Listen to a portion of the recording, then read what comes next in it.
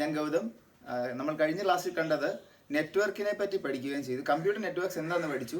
അതുകൂടാതെ different types of computer networks based on geographical area, അല്ലെങ്കിൽ നമ്മുടെ നെറ്റ്വർക്കിൻ്റെ സൈസ് അനുസരിച്ച് നമുക്ക് എങ്ങനെ ഡിവൈഡ് ചെയ്യാം.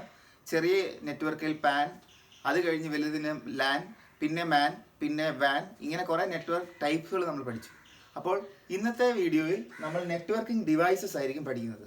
ഈ ഒരു നെറ്റ്വർക്കിംഗ് ഡിവൈസസുകൾ എന്തൊക്കെയുണ്ടെന്ന് അറിഞ്ഞാലേ നമുക്ക് OSI, അതായത് നെറ്റ്വർക്കിങ്ങിൻ്റെ ഫൗണ്ടേഷൻ ആയിട്ടുള്ള OSI മോഡലിലോട്ട് കിടക്കാൻ പറ്റുള്ളൂ. സോ ഇൻ ദിസ് വീഡിയോ നമ്മൾ ഡിസ്കസ് ചെയ്യാൻ പോകുന്നത് ബേസിക് ആയിട്ടുള്ള networking devices.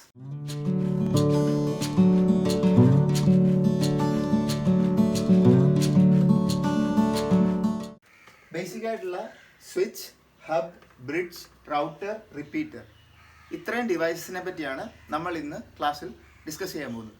So first of all, ഒരു കമ്പ്യൂട്ടർ സ്വിച്ച്, അതായത് കമ്പ്യൂട്ടർ സ്വിച്ച് എന്ന് പറഞ്ഞാൽ ഒരു നെറ്റ്വർക്കിംഗ് ഡിവൈസാണ്. ഇതിൻ്റെ ഒരു പ്രത്യേകത എന്ന് പറഞ്ഞാൽ, ഇപ്പോൾ ഇത്രയും കാര്യം ഓർക്കുക, ഒരു ഹബും സ്വിച്ചും നമ്മൾ പണ്ട് പഠിച്ച പോലെ ഒരു ലാൻ നെറ്റ്വർക്കിലായിരിക്കും അപ്ലൈ ചെയ്യുന്നത്. അതേ സമയത്ത് നമ്മുടെ ബ്രിഡ്ജും എല്ലാം ലാൻ വരുന്നതാണ്. റൗട്ടർ, റിപ്പീറ്റർ എന്നത് വാൻ നെറ്റ്വർക്കിൽ വരുന്നതാണ്. അപ്പോൾ നിങ്ങൾക്കൊരു ക്ലാസിഫിക്കേഷൻ കൂടെ ആയി. ലാൻ നെറ്റ്വർക്കിൻ്റെ ഇടയിലും വാൻ നെറ്റ്വർക്കിൻ്റെ ഇടയിലും വരുന്ന ഡിവൈസസ് ആയിട്ട് നിങ്ങൾക്ക് ഇതിനെ കാറ്റഗറൈസ് ചെയ്യാം. അപ്പോൾ ഒരു നെറ്റ്വർക്കിൻ്റെ അകത്ത് ഒരു സ്വിച്ച് എങ്ങനെ വർക്ക് ചെയ്യുന്നതെന്ന് ഈ എക്സാമ്പിൾ കൂടെ കാണിച്ചു തരാം.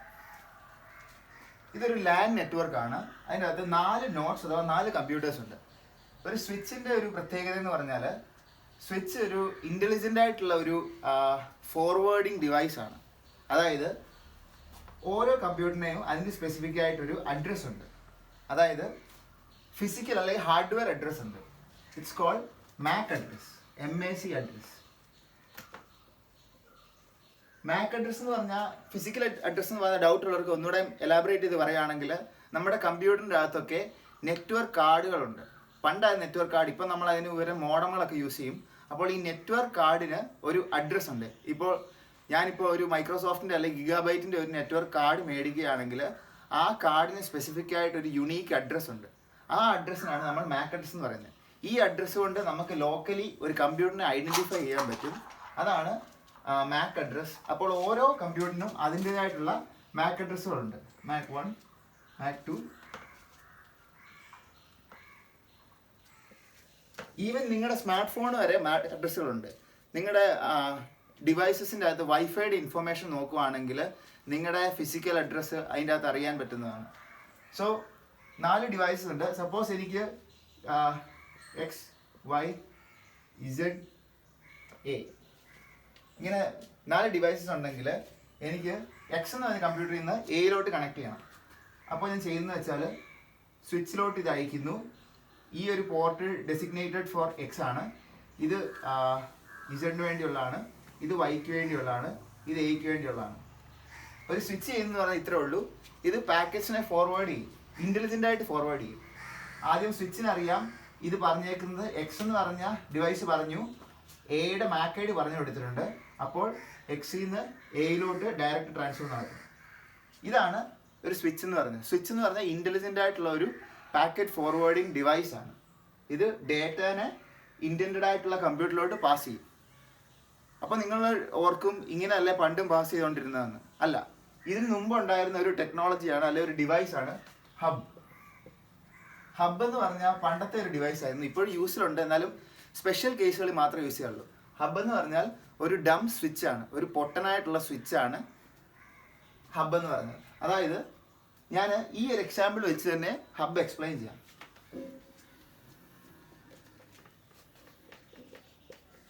ഹബും നമ്മൾ സ്വിച്ച് യൂസ് ചെയ്യുന്ന പോലെ ലാനിലാണ് യൂസ് ചെയ്തുകൊണ്ടിരുന്നത്. ഹബിൻ്റെ ഒരു പ്രത്യേകത എന്ന് വെച്ചാൽ, ഹബിന് MAC അഡ്രസ്സിൻ്റെ ഒരു കോൺസെപ്റ്റ് ഇല്ല.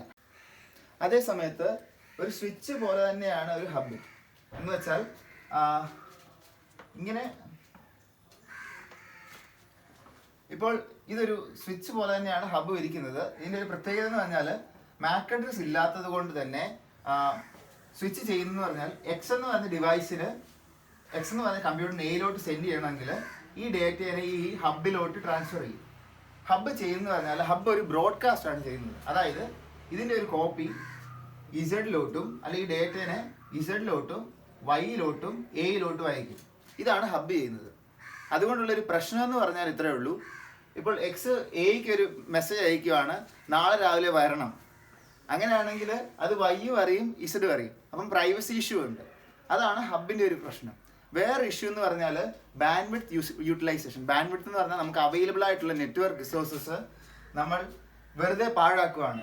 എനിക്ക് എക്സിൽ നിന്ന് എയിലോട്ട് അയച്ചാൽ മതി, അതിന് പകരം എല്ലാവർക്കും അത് ട്രാൻസ്ഫർ ചെയ്യേണ്ട ഒരു ആവശ്യമില്ല.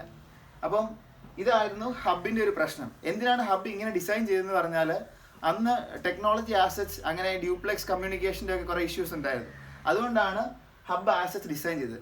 പിന്നെ ഇപ്പോഴും ഹബ് എന്തിനാണ് എക്സിസ്റ്റ് ചെയ്യുന്നതെന്ന് ചോദിക്കുകയാണെങ്കിൽ ഹബിന് കുറച്ച് റെയർ കേസുകളുണ്ട്.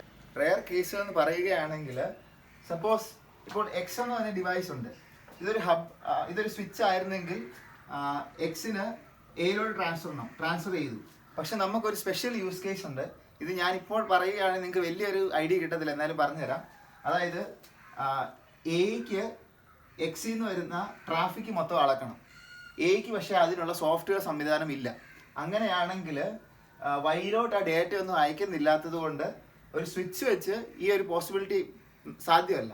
അങ്ങനെ ഇരിക്കെ ഒരു ഹബ് ആയിരുന്നെങ്കിൽ എയ്ക്ക് ഈ സോഫ്റ്റ്വെയർ കേപ്പബിലിറ്റി ഇല്ലാത്തതുകൊണ്ട് ഇതിൽ നിന്ന് എന്ത് ഡേറ്റ ട്രാൻസ്ഫർ ചെയ്യുന്ന അറിയാൻ പറ്റത്തില്ലാത്തത് കൊണ്ട്, അതിനുള്ള സോഫ്റ്റ്വെയർ ഇല്ലാത്തത് കൊണ്ട് വൈയിൽ നമ്മൾ ആ സോഫ്റ്റ്വെയർ ഇൻസ്റ്റാൾ ചെയ്ത് നമുക്ക് ഇതൊരു സ്വിച്ച് ആയത് മൂലം ഇതൊരു ഹബ് ആയത് മൂലം നമുക്ക് എല്ലാ പോയിന്റ്സിനും ഡേറ്റയുടെ കാര്യങ്ങൾ അറിയാവുന്നതുകൊണ്ട് ഈ വൈ വെച്ച് വയർ ഷാർക്ക് എന്നൊക്കെ പറഞ്ഞ ലിനക്സ് ഉള്ള സോഫ്റ്റ്വെയർസ് യൂസ് ചെയ്ത് നമുക്ക് എന്തുമാത്രം ട്രാഫിക് ഈ രണ്ട് നോഡ്സുകൾ തമ്മിൽ ട്രാൻസ്ഫർ ചെയ്തെന്ന് അറിയാൻ സാധ്യമാകും.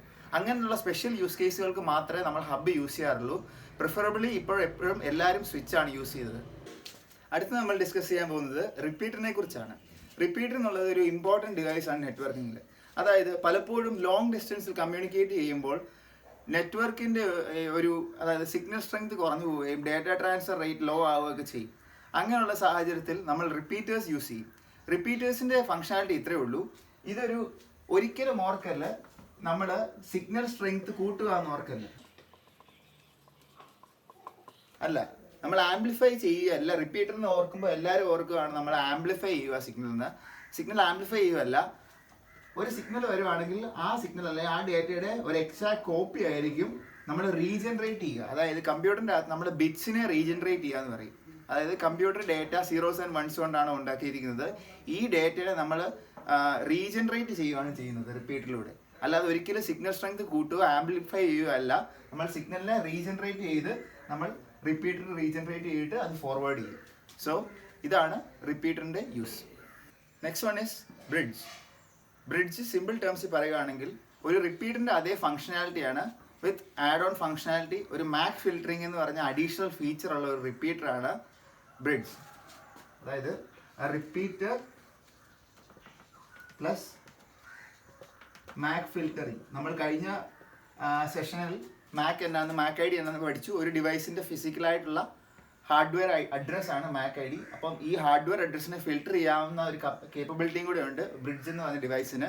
ബ്രിഡ്ജ് റിപ്പീറ്ററായിട്ട് ആക്ട് ചെയ്യും, അതിൻ്റെ കൂടെ മാക് ഫിൽറ്ററിങ് നടക്കും. ഇതൊരു 2-port ഡിവൈസാണ്, അതായത് single input and single output. അപ്പോൾ ഈ ബ്രിഡ്ജിൻ്റെ യൂസ് കേസിന് എത്രയേ ഉള്ളൂ, നമുക്ക് 2 ലാനുകൾ തമ്മിൽ കണക്ട് ചെയ്യണം. അതായത് ഈ ലാനുകൾ തമ്മിൽ സെയിം പ്രോട്ടോകോൾസ് അല്ലെങ്കിൽ സെറ്റ് ഓഫ് റൂൾസ് ആയിരിക്കണം ഷെയർ ചെയ്യുന്നത്. ഇങ്ങനത്തെ ഒരു സാഹചര്യത്തിലാണ് നമ്മൾ ബ്രിഡ്ജ് പോലുള്ള ഡിവൈസ് യൂസ് ചെയ്യുന്നത്. റൗട്ടറിലേക്ക് നമ്മൾ പോകുന്നതിന് മുമ്പായിട്ട് ബ്രിഡ്ജിൻ്റെ ഒരു ഇമ്പോർട്ടൻറ്റ് ഫാക്ടറാണ് അല്ലെങ്കിൽ ഫീച്ചറാണ് ബ്രിഡ്ജ് ഒരു ഡേറ്റ ലിങ്ക് ലെയറിലാണ് ആക്ട് ചെയ്യുന്നത്. അപ്പം ഡേറ്റ ലിങ്ക് ലെയർ എന്നാണെന്ന് അറിയുന്നതിനായിട്ട് നമ്മുടെ OSI മോഡലിൻ്റെ അടുത്ത ക്ലാസ് ഉണ്ട്. OSI മോഡലിലെ ഒരു ലെയറാണ് ഡേറ്റ ലിങ്ക് ലെയർ. അപ്പോൾ നെക്സ്റ്റ് വീഡിയോ നിങ്ങൾ വാച്ച് ചെയ്യണം. അതിൻ്റെ അകത്ത് ഡേറ്റ ലിങ്ക് ലെയർ എന്താണെന്ന് എക്സ്പ്ലെയിൻ ചെയ്യുന്നതാണ്. So coming on to our topic, നമ്മൾ നെക്സ്റ്റ് ഡിവൈസാണ് റൗട്ടർ എന്ന് പറയുന്നത് ഒരു വാൻ ഏരിയ നെറ്റ്വർക്ക് യൂസ് ചെയ്യുന്ന ഒരു ഡിവൈസാണ് റൗട്ടർ. ഒരു സിമ്പിൾ എക്സാമ്പിൾ വെച്ച് റൗട്ടർ ഡിസ്ക്രൈബ് ചെയ്യാം.